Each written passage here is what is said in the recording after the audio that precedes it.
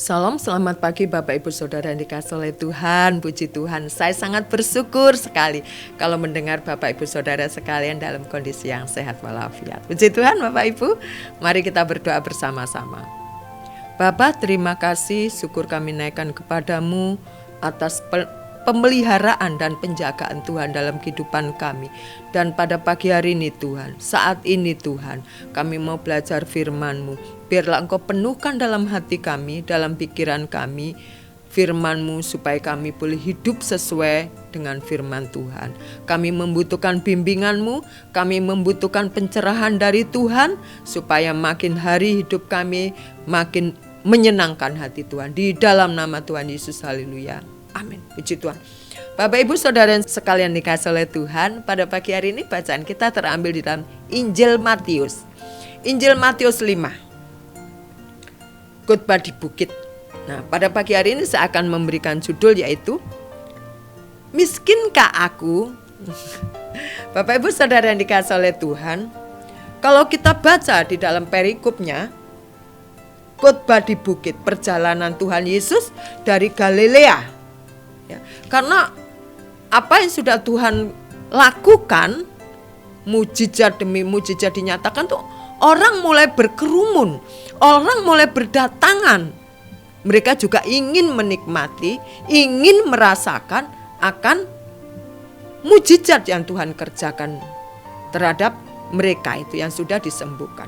Maka Tuhan di ayat pertama, ketika Yesus melihat orang banyak itu, naiklah ia ke atas bukit, dan setelah ia duduk, datanglah murid-muridnya kepadanya.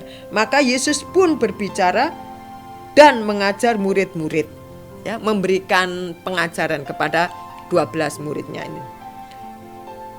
Ayat yang ketiga demikian bunyinya, berbahagialah orang yang miskin di hadapan Allah, karena merekalah yang mempunyai kerajaan surga. Kalau kita mendengar kata miskin, konotasi kita adalah orang yang di pinggir jalan, yang minta-minta, yang kakinya buntung, yang Pak belum makan, Pak belum makan. Tetapi firman Tuhan pada pagi hari ini bukan bicara secara seperti yang saya berikan contoh tadi. Ini lebih ke sikap hidup kita tentang kerajaan Allah. Bagaimana seharusnya sikap kita, ya, di dalam kerajaan Allah nantinya. Bapak Ibu Saudara yang dikasihi oleh Tuhan, kalau kita bicara tentang miskin, tentu orang yang membutuhkan pertolongan, orang yang membutuhkan perlindungan, orang yang membutuhkan pengayoman. Apa yang sudah kita lakukan, kehidupan kita sehari-hari tanpa kita sengaja atau tidak sengaja, dosa pikiran, dosa mata, dosa mulut kita, dosa hati kita, membuat kita ini, kalau kita tidak mohon ampun kepada Tuhan, maka kita bisa menjauh. Dan itu yang dikatakan adalah kita miskin di hadapan Allah. Karena dosa-dosa kita, rusaknya sikap kita, kotornya pikiran kita. Sehingga dikatakan berbahagialah orang yang miskin. Karena orang yang berdosa itu, mereka sadar berdosa dan mereka membutuhkan pertolongan, membutuhkan pimpinan, membutuhkan perlindungan dari yang kuat,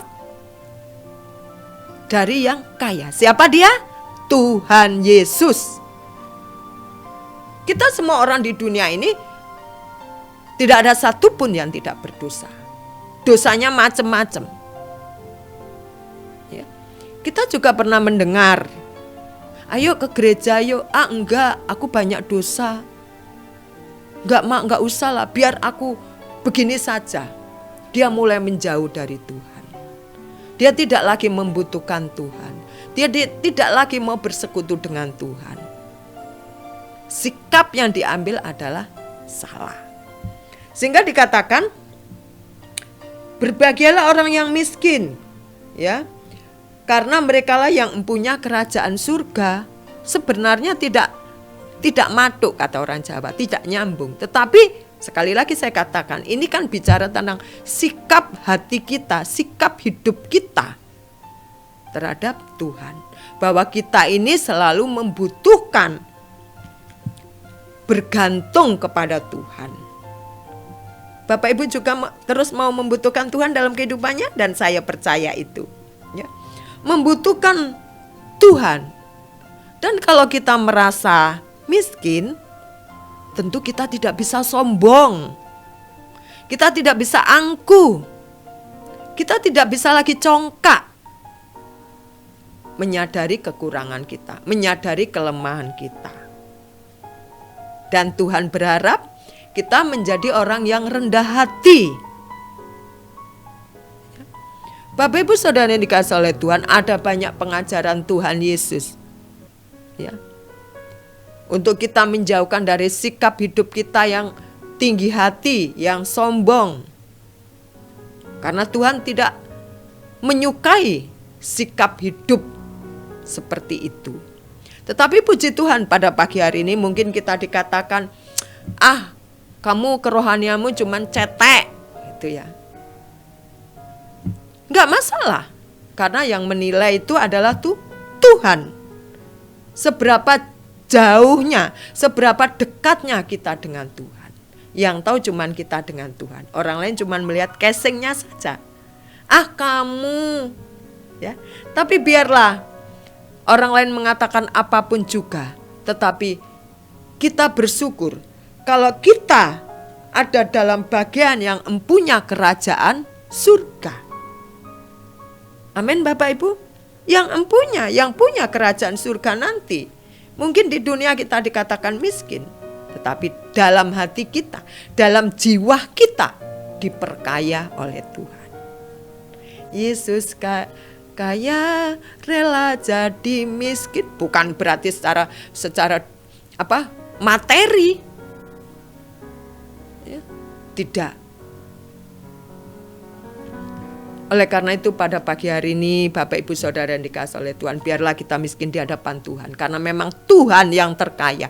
Dia sumber dari segala sumber.